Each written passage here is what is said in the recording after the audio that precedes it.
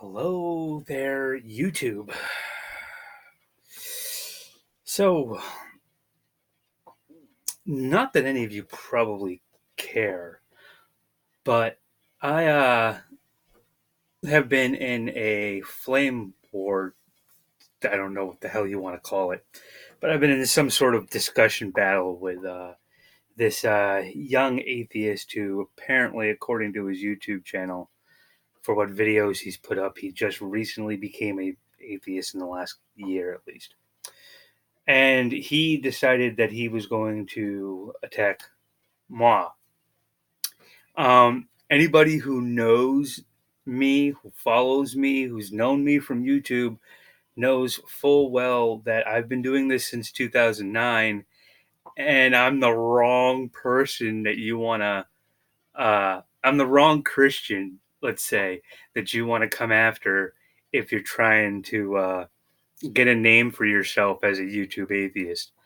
When it comes to Christians on YouTube, I'm the wrong person because no matter what you say, no matter what you do, you're not gonna jar me in any way, shape, or form. Um, so that being said, we got some played out atheist arguments when atheists are confronted with the Bible and Christians. And these are the three that he came at me with, which I think are just hilarious because I already went through this with like all this valor and AOD and Inventor Gorilla. May he rest in peace. I know he wasn't an atheist, but we had these types of discussions. The first one that he popped up on me was Argumentum ad populum fallacy, which in Latin that's for argument to the people. It's a fallacious argument that concludes that a proposition must be true because many or most people believe it, often concisely encapsulated as if many believe so, it is so. So he hit me with that argument, and with the definition that they have here from Wikipedia, the that argument, that fallacy is that is okay. No, sorry. I mean, that argument there is just straight up BS. Bull chips. It's bull chips, my man. Because of the simple fact that anything could be called an argumentum ad populum fallacy. Any scientific idea could be called that type of fallacy. Uh, the moon landing, just because it's been recent, that could be called an argumentum ad populum fallacy because everybody believes that the moon landing actually happened, but I guess that doesn't count. I guess this only pops this up when a Christian says that since Muslims, Christians, and Jews all believe in the same God, how can it not be true? How can God not be real if so many three different religions believe in God? And if you don't believe me, read the Old Testament, read the New Testament, read the Quran. They all believe in the same God. It even states it in the Quran. So, with that one, the next argument that he threw at me was the Strawman Fallacy, a form of argument and an informal fallacy based on giving the impression of refuting an opponent's argument while actually refuting an argument that was not presented by that opponent. One who engages in this fallacy is said to be attacking a straw man. It should honestly be called the scarecrow fallacy because a straw man is a scarecrow. But that one was just right there. He popped it up in one of the arguments because I mean, I didn't even pull out the straw man fallacy. It was simply along the lines of we were talking back and forth, and he was attacking my beliefs in God, and I was asking him to just disprove that God doesn't exist. prove that God doesn't exist, and he just never did. He hit me with the Strawman Fallacy. Oh, that's a Strawman Fallacy. That's an Argumentum ad populum Fallacy. And then the next one, the no True Scotsman Fallacy. Because I said, if you are a true Bible-believing, God-fearing, Jesus-following Christian, you wouldn't be following the holidays that are presented throughout the year. And it's true. Look it up. All the different holidays, Halloween, Christmas, Easter, just to name those three off the top of my head, all three of them are bound in pagan rituals, pagan beliefs. They were made to stop the pagans from following the solstice. Christmas, follow the winter solstice. Okay? And Halloween, the fall solstice. Easter, the spring solstice. I mean, come on. These were all made to stop those people from following those beliefs. And if you don't believe me, look it up. We live in an age of information where we all have Google at our fingertips, a smartphone at our fingertips. If you can't look this stuff up and come at me and argue with me about it, then obviously you're just a child, and I don't have time to argue with a child. I have my own son. If I wanted to argue with a child, I'd argue with him. But the no True Scotsman Fallacy, or appeal to purity, is an informal fallacy in which one attempts to protect a universal generalization from counterexamples by changing the definition in an ad hoc fashion to exclude the counterexample. Rather than denying the counterexample or rejecting the original claim, this fallacy modifies the subject of the assertion to exclude the specific case or others like it by rhetoric.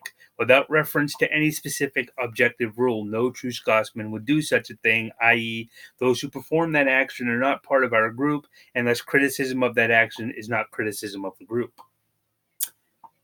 Again, the no true Scotsman thing, like he hit me up with that because no true Christian, I'm sorry, but this kid, all right?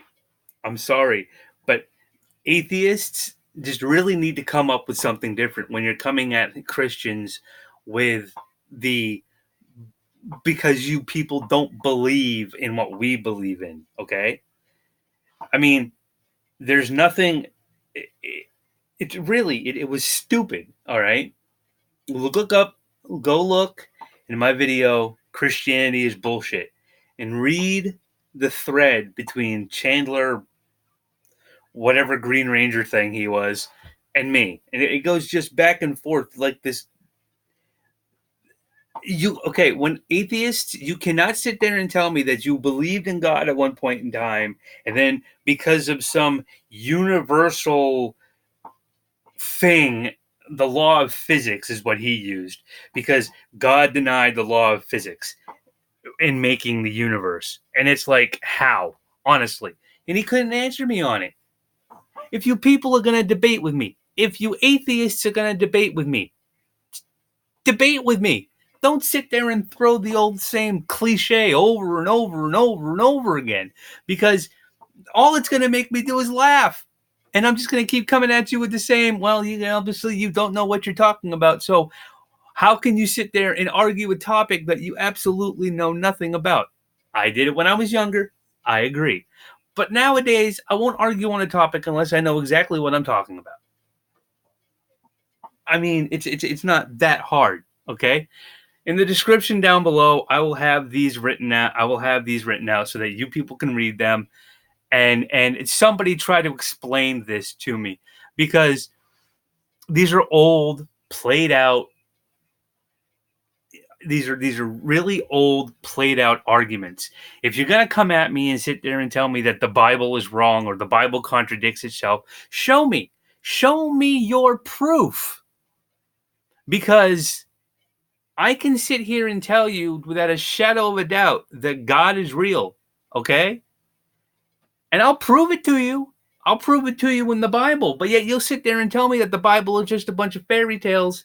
But yet you're using science books, information that has been changed over the course of how many different centuries.